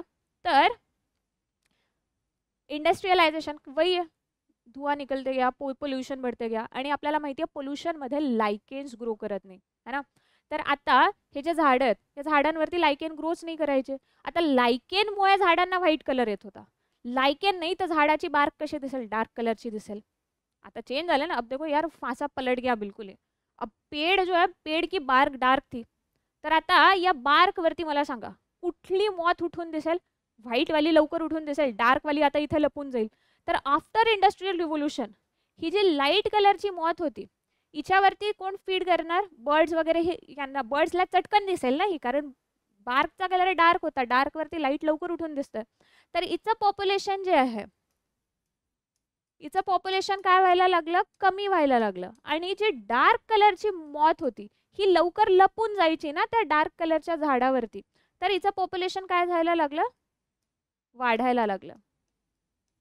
म्हणजे हे कुठल्या टाईपचं सिलेक्शन आहे मला सांगा? ओरिजिनली तुम्हाला काय दिसत होतं? येस, जर तुम्ही असा ग्राफ जर का काढलात, ठीक, you had both type of moth. कोणतं? ज्यांचा कलर जो आहे एकतर लाईट कलर आणि डार्क कलर, अशा दोन टाईपच्या तुम्हाला मॉथ दिसल्या. ओरिजिनली काय दिसत होतं आपल्याला? हा असा आपल्याला ग्राफ दिसत होता. लाईट कलरचे जे मॉथ आहे यांचा नंबर जास्ती होता, डार्क कलरचा कमी होता. कधी? Pre industrialisation. आफ्टर इंडस्ट्रियलायझेशन तुम्हाला काय दिसलं? यस, हे जे पॉप्युलेशन आहे कुणाचं वाढलेलं दिसलं? डार्क कलरच्या मॉथचं वाढलेलं दिसलं. लाईट कलरच्या ज्या मॉथ होत्या यांचं पॉप्युलेशन कमी झालेलं दिसलं. So what type of selection is this? This is, yes बेटा कुठे गेलं? याच्यापैकी कुठलं सिलेक्शन आहे? एकच कुठलं? इंटरमिडिएट कलर सिलेक्ट केलाय का? नाही. एकाच कोणत्या तरी कलरच्या मॉथला सिलेक्ट केलं गेलं, म्हणजे डायरेक्शनल सिलेक्शन. ठीक आहे, ओके. चलो लक्षात ठेवा, एक्झाम्पल तुम्हाला बऱ्याचशा ठिकाणी विचारलं जाईल, बोर्ड्समध्ये पण विचारलं जातं, ज्याच्यावरती आलाच आहे प्रश्न. ठीक आहे, तुम्हाला CET-मध्ये, नीटमध्ये कुठे पण विचारला जाईल. तुम्हाला स्पेशली हे नावं जे दिले आहेत ना, नावं लक्षात ठेवायचे आहेत. कोणते? मॉथचे. बिस्टोन बेटुलारिया म्हणजे लाईट कलर्ड मॉथ, कार्बोनेरिया म्हणजे बाळा डार्क कलर्ड मॉथ. ठीक आहे, ओके. चलो नेक्स्ट जे आहे काय बघत होतो आपण? मेकॅनिझम बघत होतो इव्होल्युशनचा, correct. So that next point is isolation. Just आपण बोललो दोन टाईपचं आयसोलेशन असू शकतं, जिओग्राफिकल किंवा रिप्रोडक्टिव्ह आयसोलेशन आणि स्पीसिएशन. अल्टिमेटली हे सगळे चेंजेस बघितल्यामुळे काय आहे, ऑर्गॅनिझम मध्ये काही हे इतके सगळे चेंजेस येतात आणि अल्टिमेटली नवीन स्पीसीजचं फॉर्मेशन होतं. So that is the mechanism of और इव्होल्यूशन. ठीक आहे, चलो. देन नेक्स्ट पॉइंट जो है दैट इज हार्डी-वाइनबर्ग इक्विलिब्रियम किंवा हार्डी-वाइनबर्ग प्रिन्सिपल. तर हार्डी-वाइनबर्ग प्रिन्सिपल काय म्हणतो की in a population,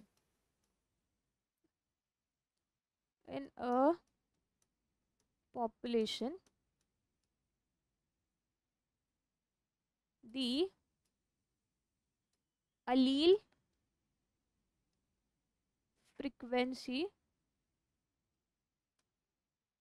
remains constant generation after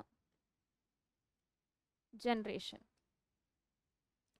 एखाद्या पॉप्युलेशनमध्ये अलीलची जी फ्रिक्वेन्सी ही नेहमीच कॉन्स्टंट असते असं म्हणणं कोणाचं होतं? आपल्या हार्डी-वाइनबर्ग इक्विलिब्रियमचं. ॲज इन आपल्याला माहिती आहे की एखादी जीन आहे, let us say there is a gene जी हाईट डिटरमाइन करते. जसं आपण पी प्लांटमध्ये बघितलं ना, एक जीन अशी आहे जी डॉमिनंट आहे हाईटसाठी आणि दुसरी जीन जी आहे याला आपण रेसेसिव्ह जीन म्हणतो, करेक्ट. म्हणजे एका जीनचे दोन अलील्स दिसतात आपल्याला, एवढं आपल्याला माहिती आहे. आता याचं म्हणणं काय आहे की येस, अलील फ्रिक्वेन्सी जी आहे ही नेहमी कशी असते? कॉन्स्टंट असते एखाद्या पॉप्युलेशनमध्ये. आणि यालाच कसं एक्सप्रेस केलं यांनी? जो डॉमिनंट जीन आहे या डॉमिनंट जीनला यांनी पीनी रिप्रेझेंट केलं, जो रेसेसिव्ह जीन आहे याला यांनी काय केलं? क्यूनी रिप्रेझेंट केलं. आणि याचं म्हणणं काय होतं? या दोघांची पण जी फ्रिक्वेन्सी आहे एखाद्या पॉप्युलेशनमध्ये ही कशी असेल? कॉन्स्टंट असेल. So this is the allele frequency. ठीक आहे. पण एक नॉर्मल इंडिव्हिज्युअल जो आहे आपल्याकडे एका अलीलच्या दोन कॉपीज असतात. है ना. एक कॉपी आपल्याला फादरकडून मिळाली, दुसरी कॉपी मदरच्या साईडने मिळाली. तर आपल्याकडे एका अलीलच्या 2 कॉपीज आहेत, ज्याला आपण काय म्हणतो आपला जीनोटाइप. तर यांनीच काय म्हटलं, जीनोटाइप फ्रिक्वेन्सी जी आहे, जीनोटाइप फ्रिक्वेन्सीसाठी पण यांनी एक दुसरं इक्वेशन दिलं. कसं रिप्रेझेंट केलं बा जीनोटाइप फ्रिक्वेन्सीला. ठीक आहे ना, एका अलीलच्या 2 कॉपीज आहेत ना, काही टेन्शन नाही. अशा पद्धतीने जीनोटाइप फ्रिक्वेन्सीला यांनी एक्सप्रेस केलं. काय आहे बाळा, या इक्वेशनला जर तुम्ही एक्सपॅन्ड केलं तर yes, p² plus 2pq plus q² equals to 1.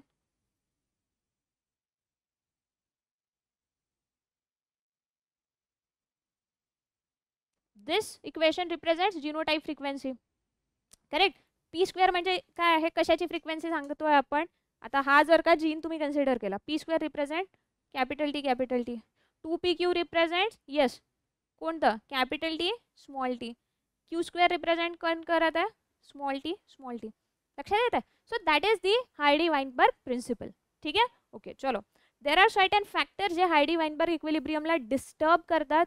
हे डिस्टर्ब करणारे, अच्छा ठीक आहे मी लिस्ट नाही लिहिली इथे. ओके, डिस्टर्ब करणारे फॅक्टर्स जे आहेत कुठले आहेत बा, यस म्युटेशन. म्युटेशनमुळे ही जी जीन फ्रिक्वेन्सी आहे किंवा अलील फ्रिक्वेन्सी जी आहे ही डिस्टर्ब होते. म्युटेशन, त्याच्यानंतर यस रिकॉम्बिनेशन है ना, देन जीन फ्लो किंवा gene migration. Correct. Then genetic drift and natural selection. These are the factors that affect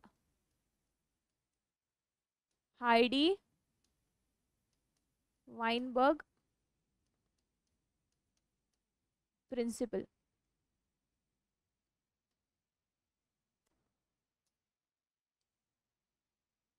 Heidi-Weinberg प्रिन्सिपलला अफेक्ट करणारे जे फॅक्टर्स आहेत कुठले आहेत, म्युटेशन, रिकॉम्बिनेशन, जीन फ्लो. म्हणजे हायडी-वाइनबर्ग प्रिन्सिपलचं म्हणणं काय आहे की एखाद्या पॉप्युलेशनवरती जर हे सगळे फॅक्टर्स ॲक्ट नाही केलेत, म्युटेशन नाही आलं, रिकॉम्बिनेशन नाही आलं, जीन फ्लो नाही झालं, जेनेटिक ड्रिफ्ट नाही आली आणि नॅचरल सिलेक्शन नाही झालं, तरच या पॉप्युलेशनमध्ये अलील फ्रिक्वेन्सी आणि जीन फ्रिक्वेन्सी ही कशी असेल, कॉन्स्टंट असेल. हे म्हणणं होतं बाळा हायडी-वाइनबर्ग प्रिन्सिपलचं. ओके ठीक आहे चलो.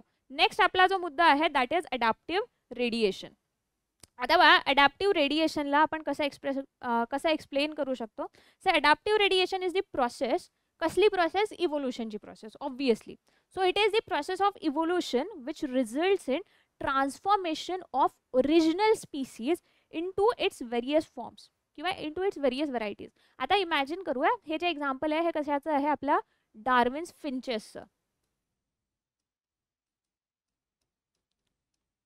काही छोटे छोटेसे बर्ड्स होते. एक आयलंड आहे, डार्विन या आयलंडवरती गेलेला. त्या आयलंडचं नाव आहे गॅलापॅगोज आयलंड. तर या गॅलापॅगोज आयलंडमध्ये ना याला काय दिसलं की बाकी बॉडी जी आहे बर्ड ऑलमोस्ट सेम टाईपचे होते, पण यांचा बीकचा जो शेप आहे ना, हा बीकचा शेप याला डिफरंट दिसला. आणि नंतर यांना लक्षात आलं की यार काय झालं असेल की एक पीस ऑफ लँड आहे, गॅलापॅगोज आयलंड अगदी आयसोलेटेड आयलंड आहे. तर या आयलंडवरती ना काही बर्ड्स होते, पण पॉप्युलेशन वाढलं त्याच्यामुळे कॉम्पिटिशन वाढली. कॉम्पिटिशनमध्ये मग कोण सस्टेन करणार, जे काय असेल फिट असेल. करेक्ट. मग दुसऱ्या ऑर्गॅनिझमला पण जर तिथे सस्टेन करायचं असेल तर यांनी काय केलं असेल, मे बी आपली हॅबिटॅट, फीडिंग हॅबिटॅट चेंज केली. आणि त्याच्यामुळे ह्या ज्या फिंचेस आहेत यांच्यामध्ये तुम्हाला खूप सारे टाईप्स दिसलेत. यालाच आपण काय म्हणतो, अडॅप्टिव्ह रेडिएशन. एका स्पीसीज पासून स्टार्ट झालं आणि डिफरंट याच्या व्हरायटीज काय व्हायला लागल्या, प्रोड्यूस व्हायला लागल्या. That is adaptive radiation. ठीक आहे. एक्झाम्पल आहे जसं डार्विन्स फिंचेस. आणखी तुम्हाला दुसरं एक्झाम्पल दिसेल कुठलं, yes Australian marsupials. Australian marsupials जे आहेत म्हणजे कोण, ज्यांच्यामध्ये पाऊच असतं ना, ज्या पाऊचमध्ये जसं कॅंगारू आहे, पाऊचमध्ये आपल्या बेबीला ठेवतात. करेक्ट. सो असे ॲनिमल ज्यांच्यामध्ये काय प्रेझेंट असतं, हा पाऊच प्रेझेंट असतो, त्यांनाच आपण काय म्हणतो, मार्सुपियल्स. ओके ठीक आहे चल. So this is adaptive radiation. Next जे बघा that is evidences. Evidences for organic evolution. कुठले असे एव्हिडन्सेस आपल्याला आतापर्यंत सापडले ज्याच्या बेसिसवरती आपण काय म्हणू शकतो, इव्होल्यूशन झालं. तर बा हे जे एव्हिडन्सेस आहेत they were palaeontological evidences. Palaeontological evidences म्हणजे फॉसिल रेकॉर्ड्स. ठीक आहे. Study of fossil is actually palaeontology. आणि फॉसिल्स मिळालेत म्हणूनच तुम्हाला कळतं ना की यार प्रिव्हियसली असे ॲनिमल्स एक्झिस्ट करत होते. करेक्ट. अच्छा. Then there is another evidence ज्यांना म्हटलं आहे कनेक्टिंग लिंक. कनेक्टिंग लिंक म्हणजे काय असतं बा, दोन डिफरंट ऑर्गॅनिझम, दोन डिफरंट ग्रुप ऑफ ऑर्गॅनिझम यांच्या इंटरमिडिएट जो म्हणजे ॲज इन आता एक एक्झाम्पल आहे कशाचं, आर्किओप्टेरिक्सचं.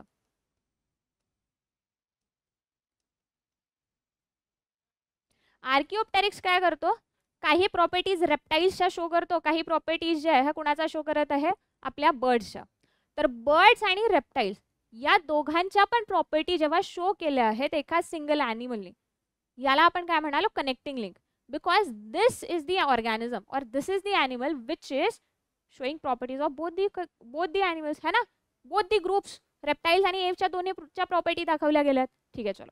Morphological evidences they are shown in the form of homologous organ, analogous organ आणि vestigial organ.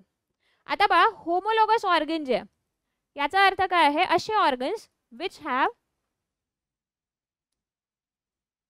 Similar origin but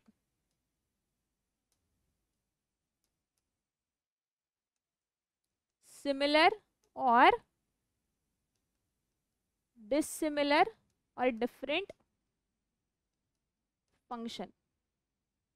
असे ऑर्गन्स, असे स्ट्रक्चर ज्यांचं ओरिजिनल सेम आहे, ओरिजिन सेम आहे पण फंक्शन डिफरंट परफॉर्म करत आहेत. ठीक आहे. सेकंड थिंग, ॲनालॉगस ऑर्गन्स कुठले असतात, असे organs yes they don't have common origin, म्हणजे dissimilar origin but perform similar function.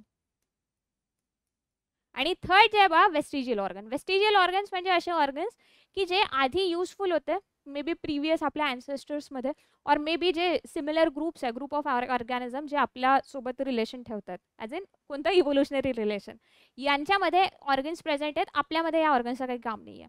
ठीक आहे. अशा ऑर्गन्सला आपण वेस्टिजियल ऑर्गन्स म्हणतो. So they are also the evidences that represent evolution. ठीक आहे बा, चलो. Then speciation. स्पीसिएशन बघितलं आपण, दोन टाईपचं असू शकतं, इंट्रास्पेसिफिक और इंटरस्पेसिफिक. इंट्रास्पेसिफिक म्हणजे एकाच मेंबर, म्हणजे एका स्पीसीजच्या पॉप्युलेशनमध्ये जे नवीन स्पीसीज डेव्हलप होतात. दोन पद्धतीने होऊ शकतं, ॲलोपॅट्रिक आणि सिम्पॅट्रिक. ॲलोपॅट्रिक म्हणजे जिओग्राफिकल आयसोलेशनमुळे जे स्पीसिएशन आलं त्याला आपण ॲलोपॅट्रिक स्पीसिएशन म्हणतो. तेच रिप्रोडक्टिव्ह आयसोलेशनमुळे जे स्पीसिएशन झालं त्याला आपण काय म्हणतो बा, सिम्पॅट्रिक स्पीसिएशन. ठीक आहे. अच्छा. इंटरस्पेसिफिक स्पीसिएशन म्हणजे दोन डिफरंट स्पीसीजच्या मधात तुम्ही काय केलं, इंटरब्रीडिंग केली, त्याला इंटरस्पेसिफिक हायब्रिडायझेशन म्हणतो. करेक्ट. सो हे तीन फॅक्टर्स आहेत ज्याच्यामुळे नवीन स्पीसीज काय होतात, फॉर्म होतात. देन आहे बा आपला topic geological time scale. Geological time स्केलवरून तसे प्रश्न येत नाही, खूप याचा लोड घ्यायची तशी गरज नाही आहे. जिओलॉजिकल टाइम स्केल सांगते की आपल्या एवढ्या इव्होल्युशनरी हिस्ट्रीमध्ये बिलियन्स ऑफ इयरच्या ही जी टाइम स्पॅन आहे, या टाइम स्पॅनमध्ये कुठल्या कुठल्या वेळेत कुठले ग्रुप ऑफ ऑर्गॅनिझम एक्झिस्ट करत होते, कुठल्या ऑर्गॅनिझमने एक्झिस्टन्स दाखवलं, कुठल्या ऑर्गॅनिझम्सचं इथून वाईप म्हणजे कुठले ऑर्गॅनिझम वाईप आउट झाले, ह्या सगळ्यांचा एक स्टडी जो आहे तो जिओलॉजिकल टाइम स्केलमध्ये केला जातो. ठीक आहे. नेक्स्ट जे आहे बा, that is last topic of this lesson, human evolution. तर ह्युमन इव्होल्युशनमध्ये ना बा, स्टेट बोर्डची पुस्तक जी आहे तिथे एका ठिकाणी हा जो पार्ट आहे न्यू वर्ल्ड मंकीज, तिथे लॉंग नॉन प्रीहेन्साईल टेल लिहिलं. That is wrong. Actually new world monkeys जे आहेत ना यांच्यामध्ये लॉंग प्रीहेन्साईल टेल. प्रीहेन्साईल म्हणजे अशी टेल ज्याच्या हेल्पनी मंकीज काय करू शकतात, झाडावरती लटकू शकतात. ठीक आहे. एनिवे, सो चार्ट लक्षात ठेवायचा आहे, जसाच्या तसा लक्षात ठेवायचा आहे. आणि इथे बघा तुम्हाला एक टेबल दिलेला आहे. या टेबलमध्ये सांगितलंय की कसं ह्युमन इव्होल्युशन झालं असेल. अगेन बघा, फक्त वाचूनच दाखवावं लागेल, खूप जास्ती इथे एक्सप्लेन करण्यासारखा पार्ट नाही आहे. की ओरिजिनल ह्युमनचे जे ॲन्सेस्टर्स होते तेव्हा मंकी म्हणण्यापेक्षा एप लाईक ॲन्सेस्टर्स होते. करेक्ट. या एप लाईक ॲन्सेस्टर्स पासून नवीन नवीन स्टेजेस येत गेल्या. पहिली स्टेज जी होती that is Dryopithecus, more app like. Dryopithecus पासून एक ग्रुप वेगळा झाला, जे एपमध्ये डेव्हलप झाले काही जे आहेत हे आपल्या कुठे रामापिथेकस टाईपचे आणि स्टेजमध्ये आलेत. करेक्ट. रामापिथेकसच्या प्रॉपर्टीज इथे तुम्हाला दिसेल. हां, एकदा याला रीड करा. बुकमध्ये तुम्हाला टेबल दिला आहे. रीड करण्यासारखाच पार्ट आहे. सगळे फॅक्च्युअल गोष्टी आहे. फॅक्च्युअल गोष्टी तुम्हाला लक्षात ठेवाव्याच लागेल. सो काय बा, ड्रायोपिथेकस, रामापिथेकस, मग ऑस्ट्रॅलोपिथेकस, देन होमो हॅबिलिस आला, होमो इरेक्टस आला, Neanderthal and Homo sapien. Correct. So again properties read करायची आहेत, जशाच्या तशा लक्षात ठेवायच्या आहेत आणि एक्सप्लेन करण्यासारखा बा इथे कुठला पार्ट नाही आहे. So please go through it. ठीक आहे. चलो, तर बा इथेच आपला लेसन जो आहे हा कंप्लीट होतो. थोडेसे MCQs बघूया आणि आजचं सेशन कंप्लीट करूया. काय आहे बा पहिला प्रश्न बघा.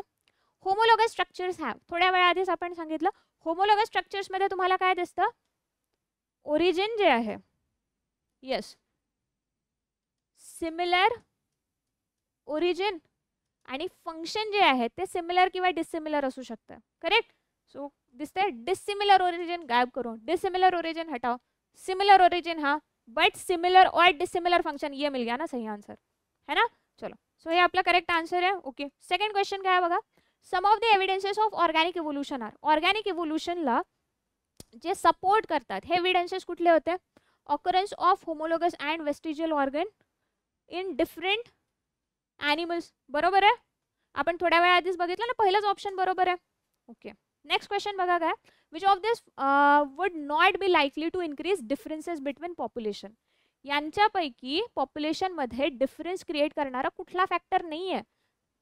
Small population, obviously small population जर का आलं, स्मॉल पॉप्युलेशनमध्ये लवकर चेंजेस येतात, लवकर काय होऊ शकतं, आपलं डिफरेंसेस इंक्रीज होऊ शकतात. जेनेटिक ड्रिफ्ट भैया इससे तो होता ही है, माइग्रेशन इससे भी होता है, हॅबिटॅट डिफरन्स याच्यामुळे काही चेंजेस येत नाही. ठीक आहे. ओके. चलो एक सेकंड, होल्ड ऑन.